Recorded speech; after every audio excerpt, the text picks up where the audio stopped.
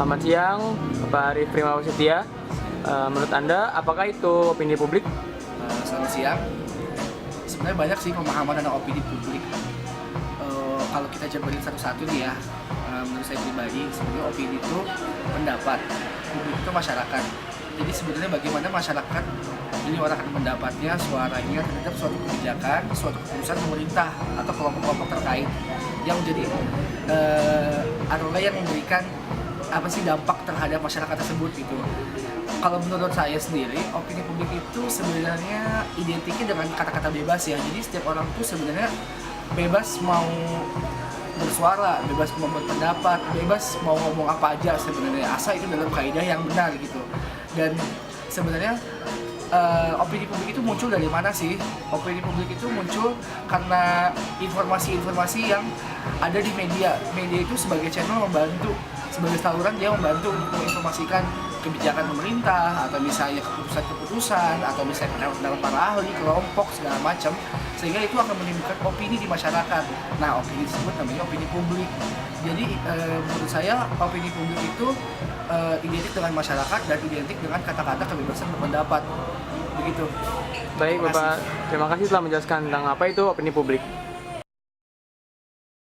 Ya, terima kasih Anda masih bersama kami di Opini Publik. Pemirsa, kami masih menunggu partisipasi untuk bergabung bersama kami di line telepon interaktif di 0215155111. Pak Andreas, langsung dijawab, apakah tidak ada kesempatan PDIP untuk meminang Ahok kalau terbukti dari beberapa penelitian yang dilakukan lembaga survei menempatkan Ahok masih di posisi teratas, Pak Andreas? Ya, jadi gini, mengusung seseorang itu di dalam pilkada itu bukan hanya sekedar memenangkan menjadikan orang itu menjadi gubernur, apa bupati atau presiden, tapi juga bagaimana menjaga kualitas pemerintahan itu di dalam 5 tahun ke depan gitu. Dan partai politik itu tidak moment of namen gitu. Tidak hanya sekedar mengambil momentum di dalam pilkada hari itu gitu, tapi melihat proses politik itu jangka panjang. Nah, dalam kaitan ini ya tentu proses rekrutmen yang kami bangun itu adalah satu sistem yang kita sudah bangun gitu untuk mengusung seseorang. Nah, makanya itu tadi yang saya katakan, itu yang kami lakukan gitu. Nah, ya dalam kaitan dengan Pak Ahok, ya Pak Ahok kan justru yang meninggalkan PDI Perjuangan gitu. Karena beliau kan dulu bersama Pak Jokowi kan diusung pada pilkada 2012. Kemudian dalam proses pemerintahan juga didukung oleh PDI Perjuangan. Bahkan sampai dengan saat ini pun ada perintah khusus untuk mendukung Pak Ahok dan Pak Jarod untuk menyelesaikan tugas-tugas di pemerintahan di DKI. Jadi tidak ada alasan bahwa ya PDI Perjuangan menolak Pak Ahok atau menutup Pak Ahok. Tidak, sama sekali tidak. Justru Pak Ahok yang meninggalkan PDI Perjuangan di dalam proses pilkada ini gitu. Sehingga bahkan dalam proses kemarin gitu, ketika pengumpulan KTP untuk dukungan tuh ada itu kalau mau mendukung Pak Ahok harus minta izin dulu dari teman Ahok. Ini kan menurut saya logikanya nggak nyambung di dalam suatu proses pilkada ada orang yang mau dukung harus minta izin dulu. Ya. Baik, di partai kita tidak kenal model seperti itu. Baik. Nah, sehingga dalam kaitan dengan ini ya soal elektabilitas pengalaman kami dari sekian ratus pilkada yang kita sudah alami itu hanya salah satu. Itu hanya salah satu itu yang kita pakai. Juga soal hasil survei itu ada dua dimensi. Hasil survei yang digunakan sebagai alat kampanye untuk meningkatkan elektabilitas dan hasil survei yang kita pegang untuk pengambilan keputusan. Baik, yang dipublikasikan itu seringkali untuk alat kampanye gitu. Baik. Tapi kita punya hasil survei yang kita buat sendiri yang kita pakai untuk pengambilan keputusan. Baik, kita tahan dulu Pak Andreas. Pak Taufik, pernyataan Pak Andreas yang mengatakan bahwa Ahok begitu keluar dari partai, apakah yang dimaksud Anda tadi pengujian loyalitas itu harus diuji begitu sehingga peristiwa ataupun keputusan yang diambil Ahok tidak terjadi lagi pada nanti calon yang diusung oleh PDIP begitu? Iya, betul. Itu kalau dari bahasa saya yang akan dikaji adalah nilai-nilai hidup dia. Jadi nilai-nilai utama hidup dia. Apakah nilai-nilai loyalitas, berterima kasih, itu sudah menjadi bagian dari sistem nilai dalam pola pikir dia dan tampil dalam perilaku, atau baru masih dicangkem, masih di mulut cuap-cuap perilaku. PDIP menjaga itu, dan buat saya yang saya ingin garis bawahi Pak Andreas bilang tadi ada bukan sekedar memenangkan gubernur, tetapi memenangkan gubernur yang betul-betul bermanfaat buat Jakarta, paling nggak gitu ya Pak.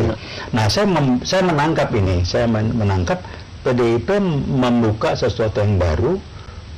Pesannya kalau yang saya tangkap, PDIP milik semuanya. Dan PDIP bukan cuma pengen menang, tapi dia ingin nih.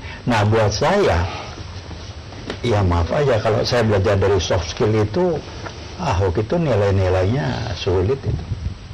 Bisa balik badan deh. Lalu apakah Anda punya referensi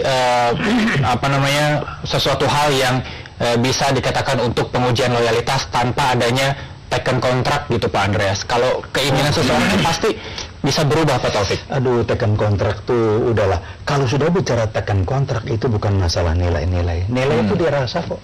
Bukan di formal itu. Berarti Pak Andreas PDIP bisa menerima ketika PDIP mengusung calon ternyata berbelot kembali dari partai begitu Pak Andreas? Ya kalau kader partai pasti ya jarang lah gitu. Karena kita mempersiapkan orang tuh itu waktu yang panjang. Sehingga dalam kaitan dengan proses yang dilakukan oleh Pak Ahok ini, artinya Pak Ahok ini kan mengedepankan individualisme di dalam proses pilkada dan memilih jalur perseorangan. Nah itu secara prinsip bertentangan dengan hakikat partai. Membangun suatu partai itu adalah hakikatnya kolektivitas, kebersamaan, dan di PDI Perjuangan kita mengedepankan prinsip gotong royong itu untuk memenangkan suatu perjuangan gitu. Tidak hanya memenangkan suatu pilkada gitu, tapi memenangkan suatu perjuangan. Nah, perjuangan itu sifatnya yang panjang gitu. Nah, ya kita tidak mengenal Superman, tapi kita perlu super team untuk di dalam suatu proses ini. Ya kita juga tahu bahwa mungkin dia jalur persoalan, tapi kan di belakang juga pasti banyak orang gitu kan. Nah yang seringkali di partai jelas siapa ada di belakangnya gitu.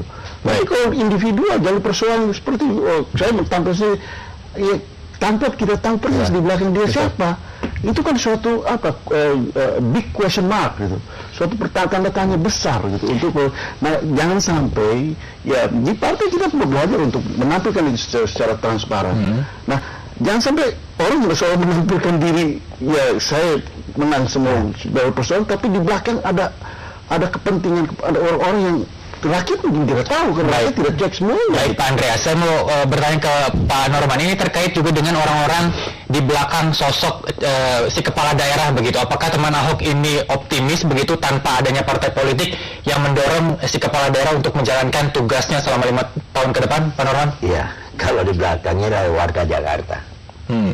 Tapi Pak Andreas mengatakan bahwa tidak ada seseorang yang bisa memimpin begitu tanpa adanya orang dukungan, sebut saja partai politik seperti itu. Pak Ahok nggak punya duit tuh. Oke, seberapa optimis Anda? Optimis. Kenapa? Bahwa jalur independen ini juga dilindungi oleh undang-undang. Jadi kita memang harus ini fenomena baru Pak. Partai, bahwa tidak saja kalau jadi pemimpin tidak harus dari partai. Ya katakanlah independen itu kelebihannya apa? Dia bebas dari suku. Oke. Ahok Bangka berapa sih? Orang Bangka di Jakarta? Sedikit. Yang besar di Jakarta orang Jawa, orang Sunda. Karena kefigurannya itu, ketokohannya itu, kerja nyatanya itu, bahwa rakyat suka. Ya, jadi kelebihan dari independen, dia lintas suku, agama. Kalau bicara agama, Ahok apa agamanya? Tapi kenapa disenangi? Karena karya nyatanya, inilah ketokohannya ini. Kita butuh orang-orang Indonesia seperti ini. Sudah ada kok. Saya lihat di Kabupaten Ketapang sudah ada independen, gubernurnya dari bupati independen, dia banyak independen. Nah artinya kita sama-sama bebenah, partai bebenah, ya kan? Independen juga diberi kesempatan. Ya kita jangan saling menjaga lah. Nah, baik, ada satu lagi. Ya, teman Ahok. Ya, teman Ahok tadi kenapa satu pintu? Supaya kita ini seragam. Bukan kita melalui teman Ahok. Supaya apa? Kita nanti jangan sampai di KPU bermasalah. Loh ini ya dari ini nggak. Maka kita satu pintu di sini. Disarankan satu pintu saja. Pak Norman, mohon maaf saya potong. Apakah mungkin Ahok juga sudah sadar diri begitu ketika keluar dari PDIP, terus kemudian keluar dari Gerindra, hingga akhirnya memutuskan untuk gini. Ya, maksudnya keluar dari Gerindra, terus kemudian Yang namanya seorang tokoh, ya. semua partai akan berebut. Itu dulu ya. Kalau dia sudah kalau dia sebuah emas, emas itu dilempar kemanapun juga tetap emas. Karapan itu nggak akan pudar. Dilempar ke kabinet dia tetap emas. Artinya dia orang yang sudah jadi. Ya, kalau dia perjalanan kan dia diambil sama Gerindra, pernah di Golkar ya Pak ya. Ya kan pernah. Ini ketokohan, yang namanya kalau ketokohan ini pasti jadi rebutan kok. Jadi rebutan, bagi saya nggak ada masalah. Partai itu kan hanya kendaraan, ya kan? Baik, saya potong. Pak Andreas tadi mengatakan dengan tegasnya. Ini yang saya harus katakan. Ya. Partai itu bukan kendaraan, tapi partai itu alat perjuangan. Baik. Indonesia ini merdeka karena ada partai sebagai alat perjuangan pada waktu itu. Nah ini bahaya. Oh, enggak. Ini bahaya. Ini bahaya. Bung Karno Ini bahaya. masih muda. Ini bahaya. Dia berjuang terbentuk partai. Umurnya masih muda. Ini berbahaya. Kalau melihat partai sebagai kendaraan itu berbahaya. Kenapa? Karena di situ ya, kapan kendaraan kita mau pakai, kapan kita buang. Itu itu yang berbahaya. Ini mungkin kekhawatiran partai politik. Ini kekhawatiran banyak partai politik. Kenapa? Bukan karena gini. Di negara manapun di dunia ini tidak ada negara demokrasi tanpa partai politik. Dan kalau orang sudah melihat dalam kacamata partai sebagai alat kendaraan, dia sebenarnya menafikan proses demokrasi itu, gitu. Dan itu berbahaya untuk demokrasi. Berarti ini bentuk kekhawatiran partai politik tidak hanya PDIP saja, Pak Nur. Ya sekarang PDIP kan membuka calon-calon luar. Sekarang kan ditanya kepada Yusril, bersedia kan menjadi anggota PDI kalau Anda diusung oleh PDIP? Kan itu permasalahan. Sedangkan Yusril sebagai ketua PBB. Oke. Nah ini pertanyaan masalah kendaraan. Kita nggak nanya itu. Enggak, artinya pada akhirnya nanti. Saya nggak tahu ya. Maksudnya punya pandangan lain? Iya. Saya nggak tahu, tapi dari putusan Pak Barara, rasanya itu nggak ditanya tuh. Tidak jadi syarat kalau Anda menang, Anda jadi rasanya nggak ada kan? Saya nggak melihat itu yang pertama. Kedua, kalau orang yang melihat partai sebagai kendaraan itu bicara sistem nilai. Oke. Kalau saya butuh, saya pakai. Opportunity betul. Kalau nggak saya butuh, saya tenang. Itu kebenaran berahau itu. Nah, saya koreksi. Dia bilang, itu bukan siapa-siapa. Dia ambil, dipungut, di ini segala macam. Saya nanya sama orang yang tahu betul. Ahok tuh datang dengan gemetar, rada-rada takut, bilang saya terima kasih tapi saya nggak punya uang untuk dicalonkan. Yang merekrut bilang saya minta uang Anda, tolong Anda jujur, tolong ini. Dia bukan apa-apa. Oke. Nah ini yang menurut saya PDIP tidak mau terulang lagi. Orang tidak punya kualitas orang ditentukan dari bagaimana dia berpikir tidak dalam perilaku. Itu gambar dari bagaimana nilai-nilai yang ada dalam dirinya. Orang boleh pintar hebat kalau tidak punya nilai-nilai yang kita sebut basisnya spiritual atau nilai-nilai universal, terima kasih, loyalitas, integritas, honor, ini selesai orang itu. Baik. Selesai. Baik. Padahal itu bertentangan dengan apa yang tadi. Itu oportunisme politik itu berbahaya. Betul. Dan itu bisa dia juga bisa oportunis terhadap rakyat itu sendiri. Nanti transaksional larinya. Baik. Selain PDIP, andai kata ada parpol lain yang masih tetap akan mengusung Ahok menjadi cagupnya begitu. Jangan dijawab dulu, Pak Nawan. Kita harus break sejenak, opini publik akan kembali sesaat lagi. Tetaplah bersama kami. Apa yang Anda tahu tentang opini publik? Jadi menurut saya itu opini publik adalah opini yang diutarakan atau dikeluarkan oleh seseorang atau suatu kelompok dengan tujuan mempengaruhi masyarakat luas agar menyetujui opini atau pendapatnya tersebut, seperti itu. Oke, lalu Anda pernah nggak beropini publik? Kalau pernah, tolong jelaskan. Jadi selama ini sih saya belum pernah beropini publik ya, tapi saya pernah mengikuti opini dari kelompok atau seorang yang lain, seperti itu. Oke, jadi ini yang terakhir ya. Menurut Anda sendiri, apakah opini publik itu sangat mempengaruhi masyarakat luas? Jadi menurut saya opini publik itu sangat berpengaruh, tetapi di situ ada pengecualian, yaitu adalah bergantung kepada orang-orang atau masyarakat yang dipengaruhinya. Apabila masyarakat itu masyarakat awam dan tidak kritis terhadap opini tersebut atau tidak mencari tahu secara dalam mengenai opini tersebut, maka mungkin mereka bisa mengikutinya saja tanpa tahu secara rinci apa opini publik tersebut. Tapi apabila misalkan orang yang dipengaruhi itu paham dan kritis terhadap opini tersebut, maka mungkin dia bisa memilih antara setuju atau tidak setuju dengan opini tersebut, seperti itu. Oke, terima kasih. Ya, terima kasih. Dah.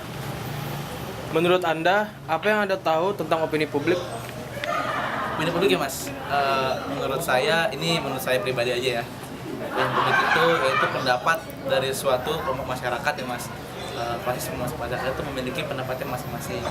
Biasanya opini publik itu diperoleh dari ruang lingkup suatu kelompok masyarakat mas. Biasanya seperti itu. Dan opini publik itu muncul biasanya dari suatu fenomena yang muncul, baru muncullah opini publik tersebut. Oke, lalu apakah Anda pernah beropini publik? Kalau udah, tolong jelaskan. Selama ini saya sudah pernah mas ya, pasti pernah mempunyai opini. Opini yang saya lakukan yaitu tentang Kota Bekasi ya mas. Itu pasti mas juga tahu lah, Kota Bekasi itu sudah dicap jelek oleh masyarakat karena di luar planet atau gimana gitu mas.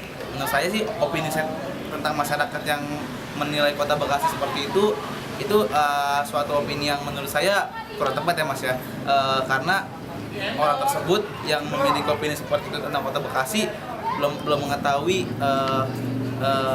bagaimana Kota Bekasi. Menurut saya opini saya tentang orang itu ya kurang baik lah untuk Kota Bekasi tersebut.